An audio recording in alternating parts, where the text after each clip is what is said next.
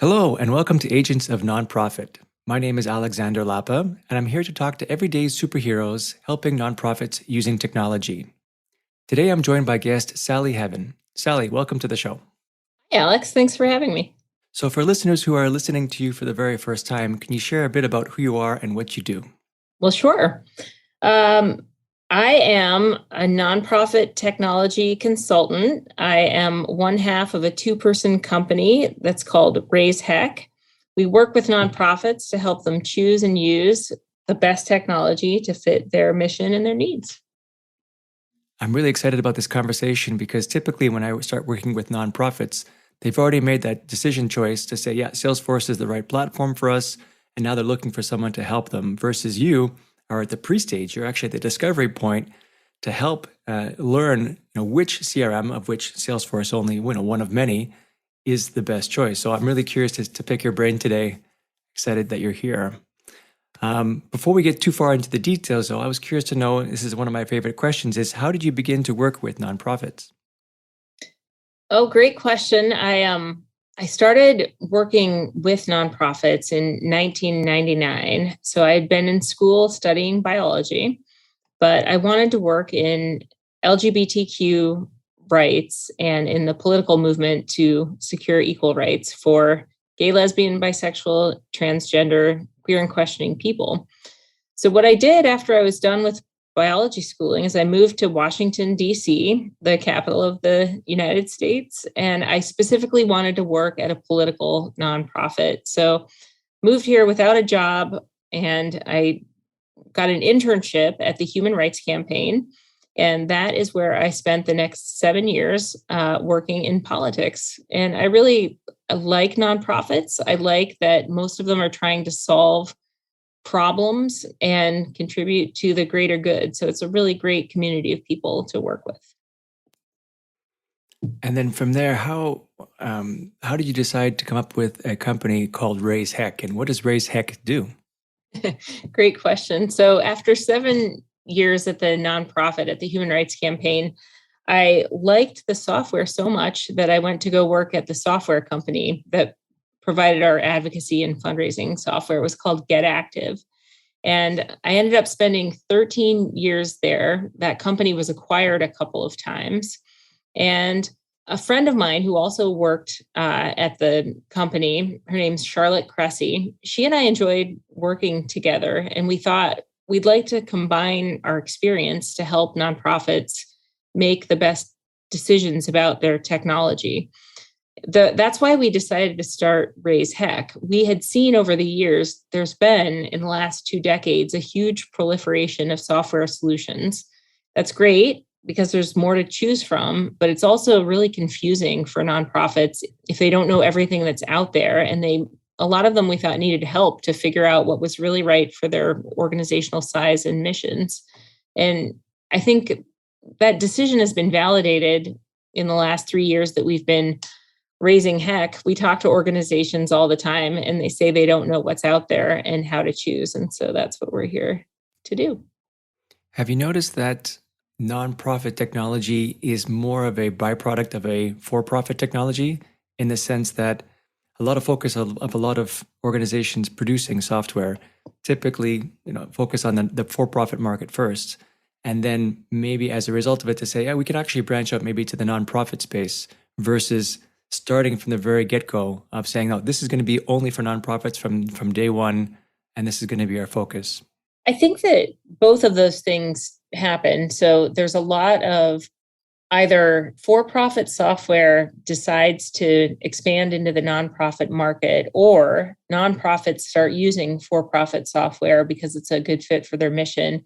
And then after a period of time, that company takes notice and decides that they'd like to invest in that for a variety of reasons. And I think Salesforce, like you mentioned, Alex, is a good example of something that was originally designed mostly for-profit businesses, and then nonprofits found great use in it and decided that they'd like to use it. And the Salesforce .org now it's called, is building tools specifically for nonprofits. The complement to that is true, though. There are plenty of companies that make software specifically for nonprofits from the get-go, and in a variety of either fundraising or advocacy or other kind of applications for it. So I want to explore those options a bit later, but wanted to know a bit more about Raise Heck, just because it's a very interesting, very catchy name. Is there any story behind the naming of or the deciding of the name of Raise Heck?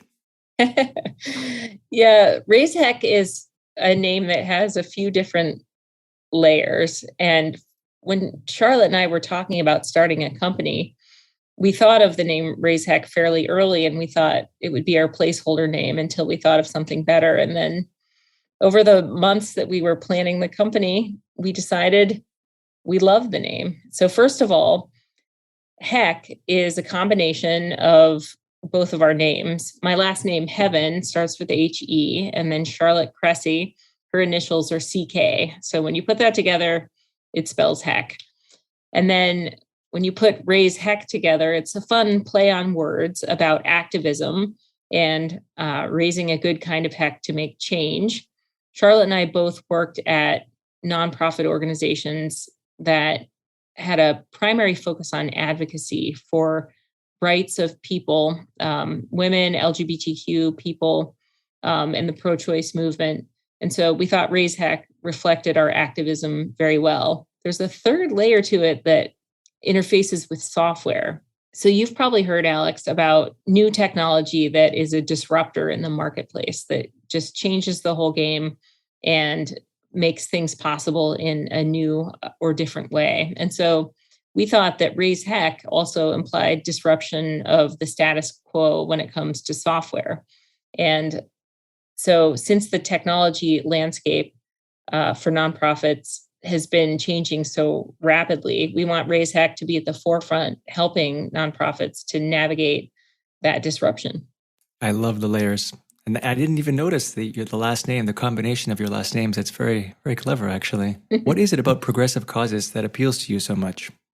Well, it's at the core of both Charlotte's and my personal and political values. The word progressive contains within it progress and progress for change.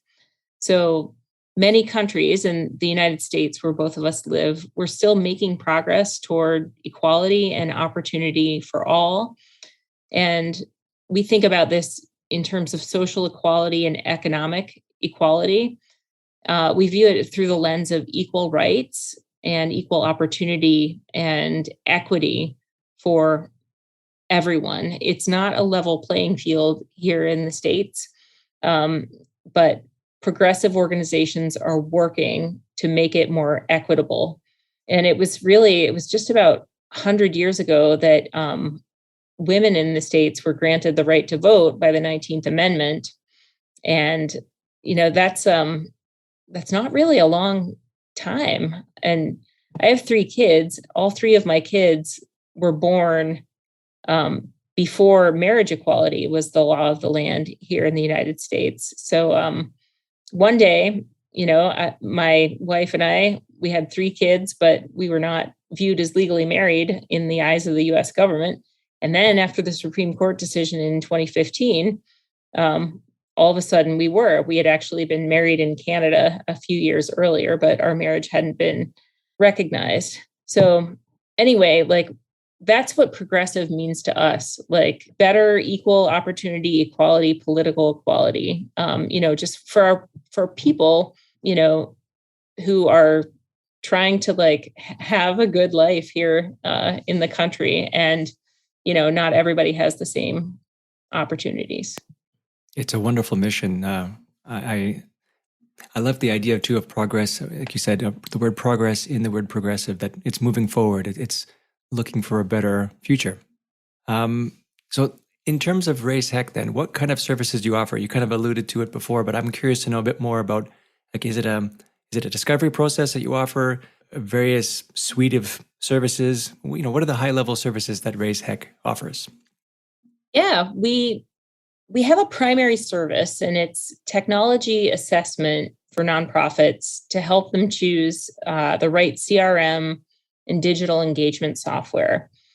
So that's primarily what we do. We'll work with an organization to, if they think maybe they need a new CRM, we'll work with them to figure out, well, yeah, you do, or maybe actually you don't. You just need to use what you have better. So that's our primary focus. We also sometimes we help them if they've chosen a new solution. We help them implement, onboard, and adopt their staff. We make sure that we could make good recommendations for any staffing structure and change management as well. So not for every single project, but sometimes we do that if they want to work with us and if it's a good fit. And then Charlotte and I both have a digital marketing background, advocacy and fundraising. So sometimes we provide some specialty digital marketing services like strategy, email deliverability, and sustainer assessments. When you typically start working with a nonprofit, do they normally have a CRM already? They're trying to look to or see if it's worth moving to a secondary CRM or a new CRM? Or is it typically they're starting relatively new and they haven't yet decided which CRM they should choose as a first round of choices? Good question. It usually depends on the size of the nonprofit and how long they've been around. We tend to find that brand new nonprofits who have just been around for a year or two, sometimes they're working out of spreadsheets, and sometimes they've chosen something as a starter level or introductory CRM. And then after they have a couple of years of experience under their belts, they might be finding that they're outgrowing whatever it is they're using. I'd say it's more common, though, for organizations who are established. They've been around for a few years. They've become established on a CRM, and then they find, for whatever reason, maybe they're outgrowing it, or maybe it's just not the best fit for them anymore because technology has progressed. Then we'll work with them to validate whether or not that's true, and if so, what might serve them a little better. And what does that process look like? How do you guide nonprofits in determining a selection or maybe proposing a number of CRMs and then helping them with the selection process? That's a good question. So our company is just the two of us. So we work really closely and personally with all of our clients. And before we even get into talking about technology at all, we have a discovery process where we just talk about them, their organization size, and their programs. We ask them, how are they raising their money? Who do they have on staff and what are their skills? What is their budget? We get a really clear picture of all the non-technical factors that can help determine what CRMs might be a good fit. And only after we know those basics, we talk about their technical requirements and needs and what they see coming up over the horizon in a few years for growth. We also talk like, what does your existing tech stack look like? What's the IT department using? And then at that point, only after we get all those basics, then we go and see what the best matches are for software or a CRM based on everything that we've learned. So 2/3, I'd say, of the process is learning about the nonprofit and their operations before we even consider a list of what might help them best. Before a nonprofit starts to work with you, do you require a certain prerequisite or a list of prerequisites to be able to help them? Like if they're still fumbling around, for example, in the dark, looking for that light switch, is there something that you can tell them to say, look, you need to have this in place before we can start working together? Or do you start from ground zero, so to speak, to just say, okay, let's figure out how to get you guys going and work through the process from day one? We could do either of them. If an organization really feels like they don't know where to start, then we can start with them from the ground up. Sometimes organizations have already done a lot of research and they're just looking for additional expertise to help validate their findings. So either one is fine. I'd say for us, though, in order to make sure that the consulting that we give to them is of value, then we want to make sure that it is unbiased and that we're not just providing a rubber stamp confirmation to them. So we do like to spend time digging in to their organization and what their people say. I wouldn't call it a prerequisite in terms of like that we wouldn't work with them. Our only prerequisite really is that organizations are progressive and that they're in alignment with our values. I think though, obviously when you're working with any new client, budget is part of it too. Like they need to have an idea of how much they can spend on software, so they don't go down a rabbit hole talking to companies that they just simply cannot afford. So that's something that we'll talk with them about early on during the discovery process.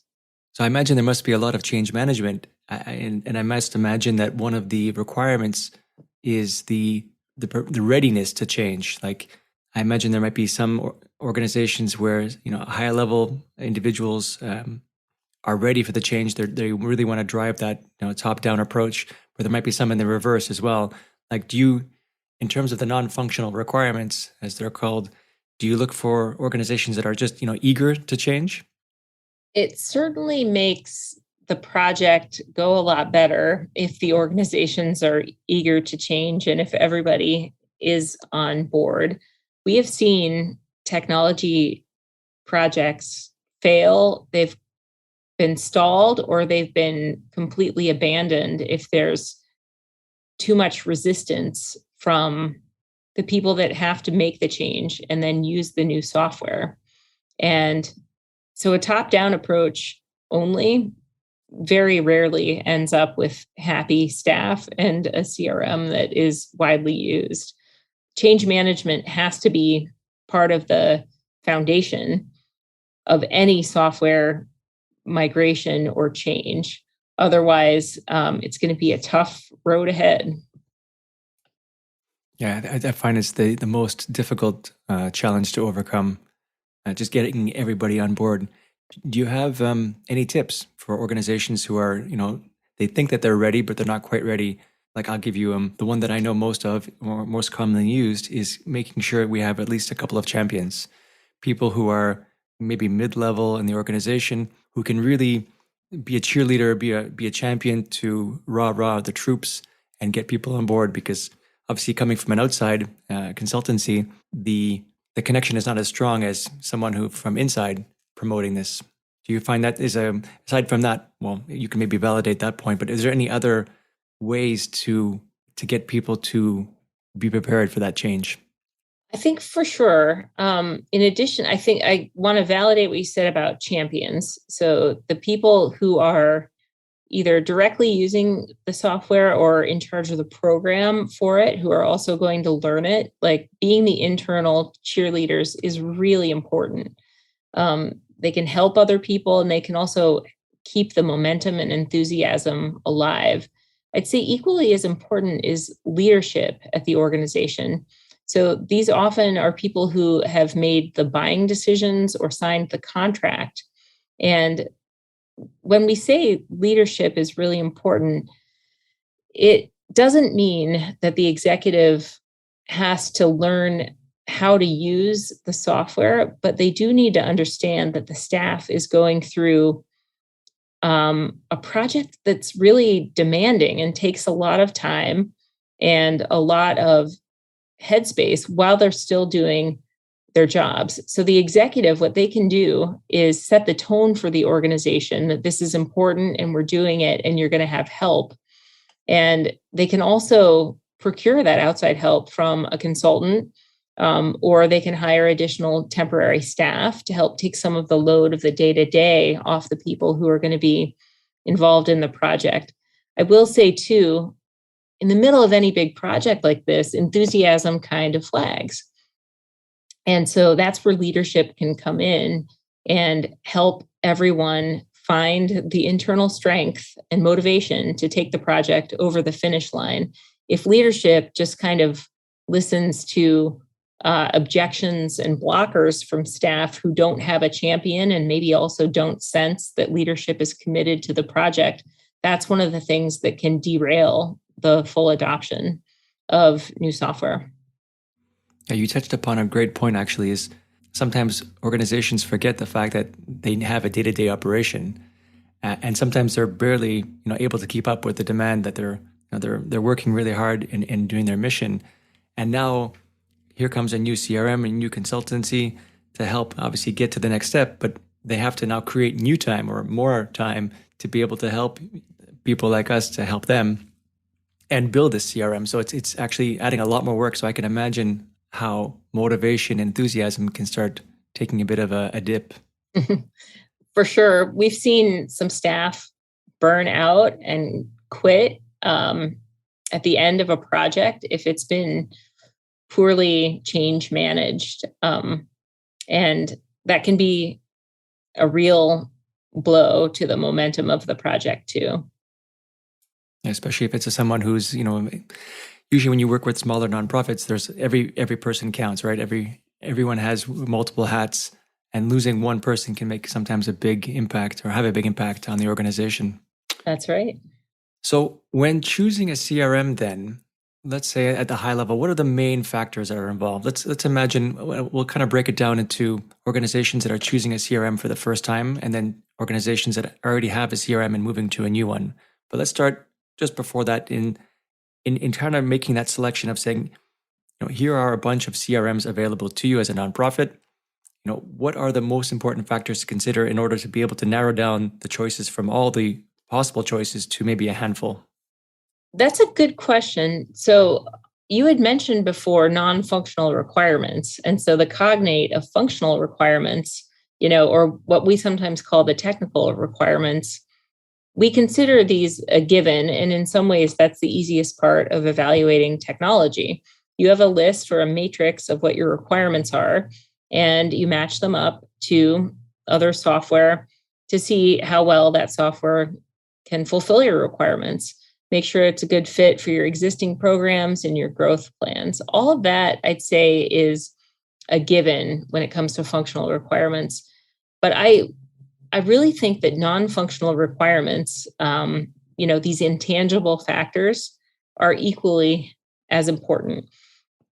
And it takes a little bit of, it's like both an art and a science of determining it. So some of the things that I think about are, what's the user experience like for the administrators? Is it easy to use? Is it easy to learn? Is it easy and straightforward to enter data into? And just underneath it all, is it fun to use? Like, a lot of us love to use apps and software where the experience makes us feel good. And this can be true for nonprofit software too. Like, entering data or getting segments out can be fun and rewarding if it's easy to do and pleasant to look at. And we all know systems where it's really hard to do any of those things. So I think user experience is super duper important. The other two things, though, are about the company itself.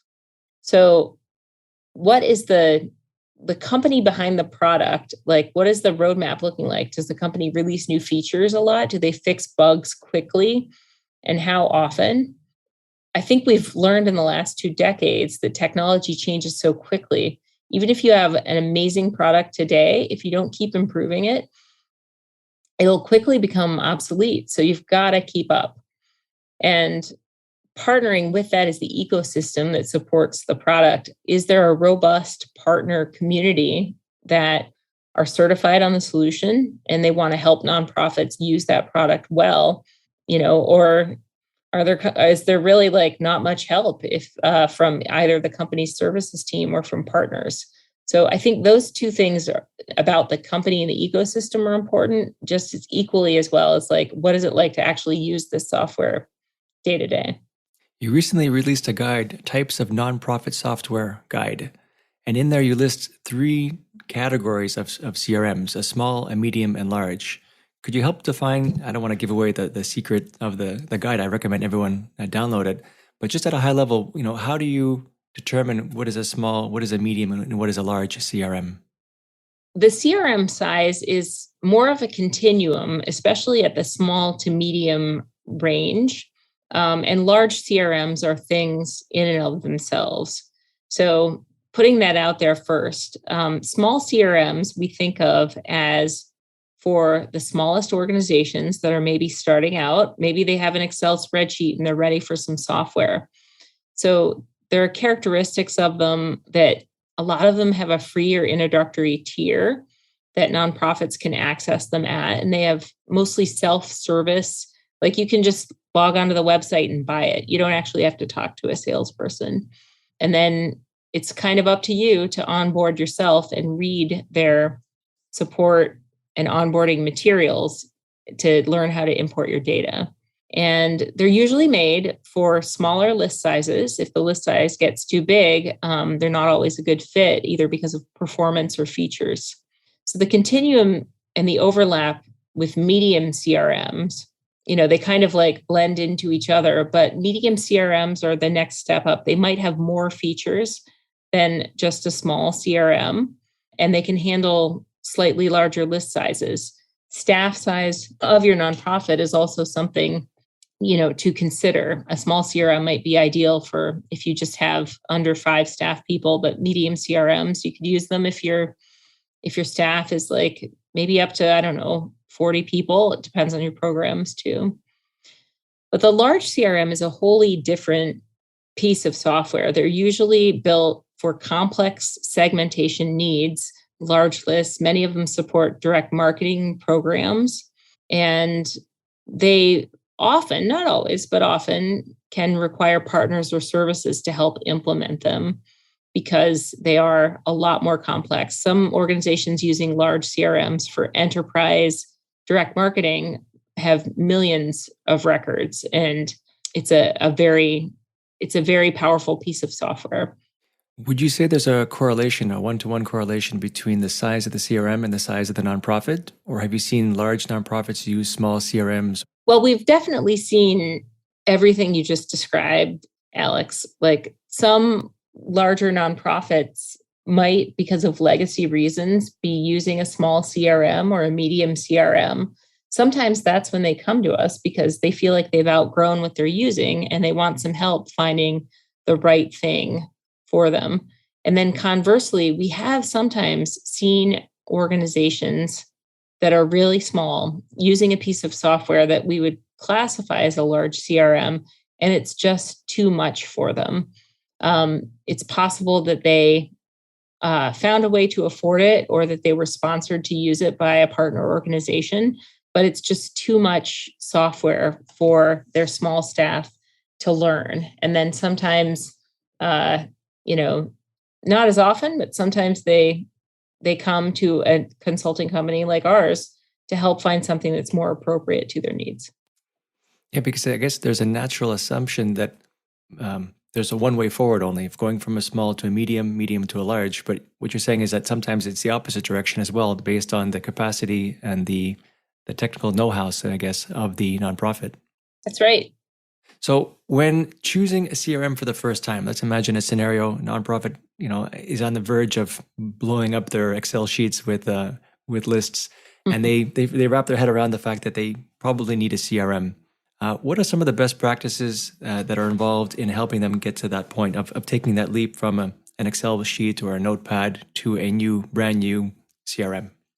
Well, great question, because that's where we get into, I think, the bread and butter of really good change management and being thoughtful about your staff and your people. So technology is great. I love technology, but really it is all about people, because it's the people who are going to be using this brand new CRM and they're used to using maybe a spreadsheet or something else. So I'd say a friend of mine said, the best CRM is the one that everybody uses. So get everyone using it. In some cases, it doesn't even matter what it is, as long as you're putting all of your data in there. So part of your change management as you onboard your staff into this new CRM is going to be not just training them, but also building the habits of using it every day. If it's not in the database, then it didn't happen. We hear that a lot at nonprofits. I think specifically, it is important to go slow and allow staff to learn. Don't try to do everything at the speed of light. Instead, focus on learning the basics and executing on them well. And then gradually, if you can, bring additional departments on board to the new software and bring them up to speed. If you can do this kind of phased approach, then what you're doing is gradually building a bench of people at the organization who know how to use the new software and who can help their colleagues do it. So I think that's our advice. It really does go all back to evaluating your people and then building out a change management and training plan that's mutually supportive and allows for them to learn while still doing their jobs and not overloading any one person as best you can. I guess the flip side of that then, what are the common mistakes or mistakes that we should definitely avoid when moving to a brand new CRM? I do think there's something to be said about reading the manual. So when I was in graduate school for biology, I worked in a lab and I asked the professor, a lot of questions, especially at first.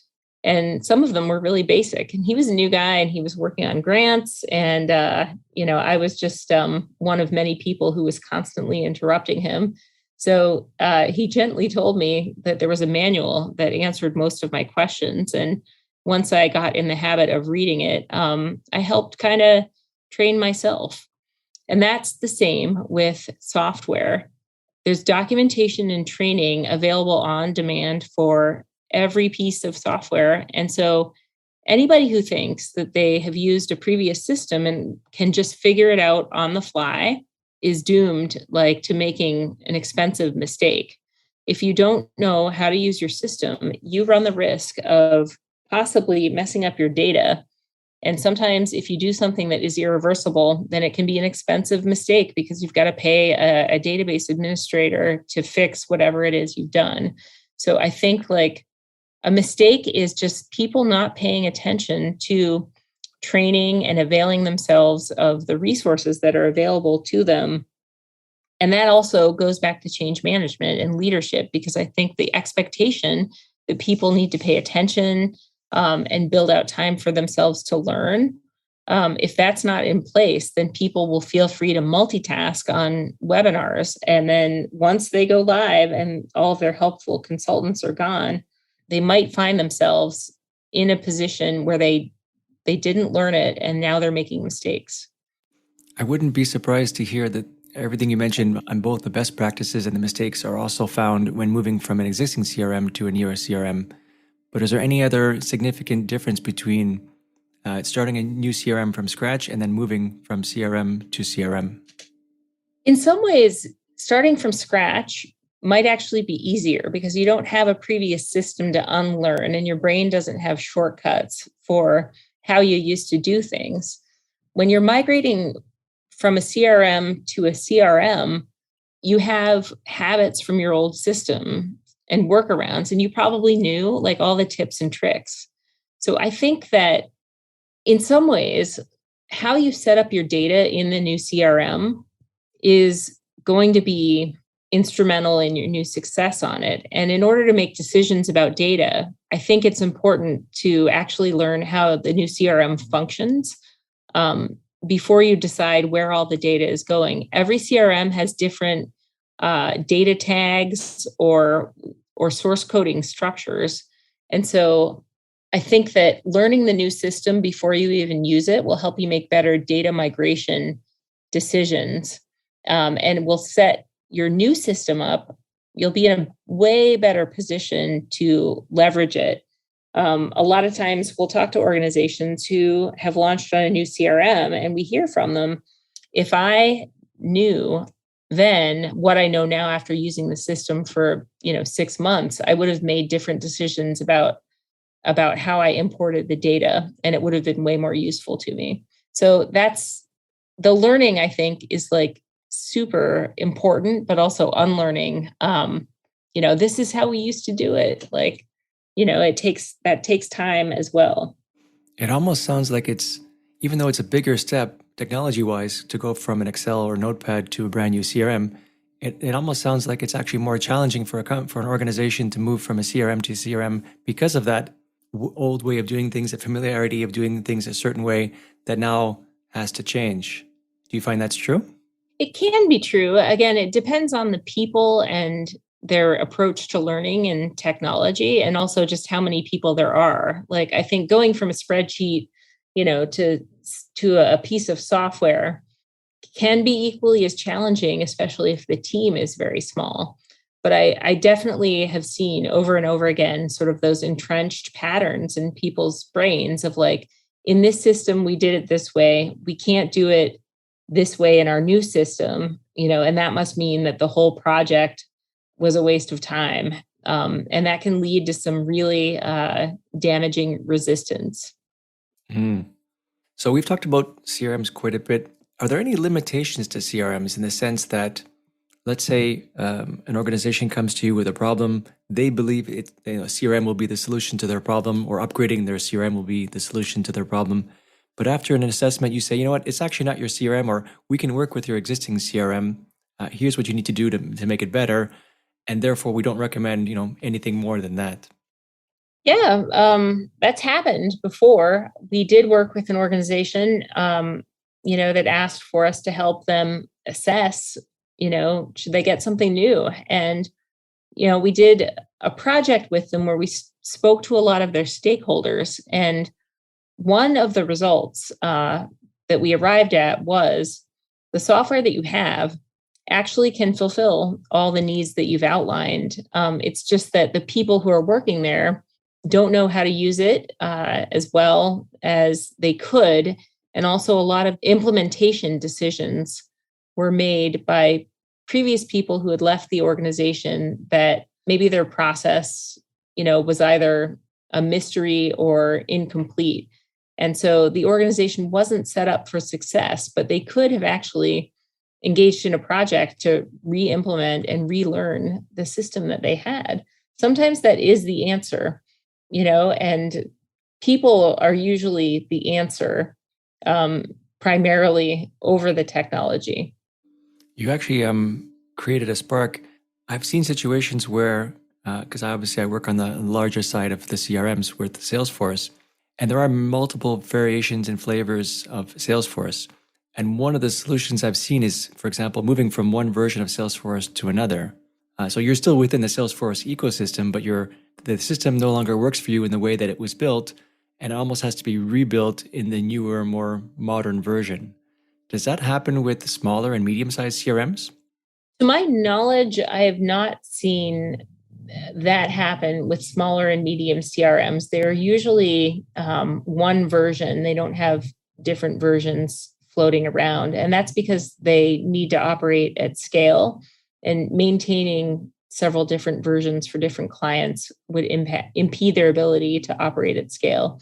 But I am very familiar with what you just described with the Salesforce of organizations sort of needing to re-implement, if they're moving to a different version of Salesforce or a different managed package. It can do so much that sometimes it can be rebuilt very poorly. So that kind of need can have a lot of benefit, that kind of migration that can have a lot of benefit. In terms of then outside of a CRM, you mentioned digital marketing as well. So I imagine your typical integration with the CRM is also with some kind of mass marketing tool or some kind of other external tools that are beyond the scope of a CRM? That's right. And that's what you've described, like a complex and complete digital marketing solution. ECRM, like electronic CRM, is sort of I would call it the legacy descriptor of systems like that, complex and complete digital marketing solutions. A lot of times, if an organization, most nonprofits are using something like that. Something has to send the email, something has to collect the donations and host the sign-up forms and advocacy. So software companies that sell all of that as a suite of tools, that is like a digital marketing solution or ECRM. Organizations can also use individual tools that fulfill each of those functions individually. And so we call those sometimes point solutions. But making sure all that data is integrated with your primary CRM or your database of record is really important, because people are doing so much online these days, not just with email, but also with social media and mobile messaging, texting, like so many different ways that you can interact with your supporters, that making sure all that data has a home and is reflected in the main CRM is really important. If I were just to reword it, so you're saying a CRM is more for the in-house organization, and the eCRM is more of a customer-facing or volunteer-facing or outward-facing type of interface? Yes, yes, and there are some products and companies that sell what they call like the full solution or a complete solution. So it's a combined CRM and digital engagement and marketing platform. And that type of setup is called all in one. Gotcha. I think this was a question I came up with, but I think you've kind of covered it. I wanted just to maybe add some color to it. Is just how have you noticed CRMs change over the last, you said 17 years you've been working in this space. So how have you seen overall CRMs change and their importance within organizations change? Well, that's a great question. I think back to the beginning of my nonprofit career in 1999, the organization I worked at, we called it a database. We didn't call it a CRM back then, but by and large, like software was something that organizations bought and hosted on a server in their office or somewhere, at least on premise. And sometimes the software came on a disk or a CD-ROM, and then the IT person would install it. And I think the change that we've seen has been twofold. So cloud software has just exploded over the last 20 some years. And so that's been a big thing. Like no longer do you have to purchase a server and do your own upgrades, but you can just access your software through your web browser. And this is true even for large CRMs. The second piece is just the incredible, I think, proliferation of not just laptop computers, but also phones and tablets and mobile devices where people can interact with each other. And by consequence, like with for-profit companies and nonprofits, there is so much data that has become available publicly and also to nonprofits if they find ways to engage with their supporters, that they have so much more ability now to crunch the numbers and slice and dice and come up with segments about their donors and supporters.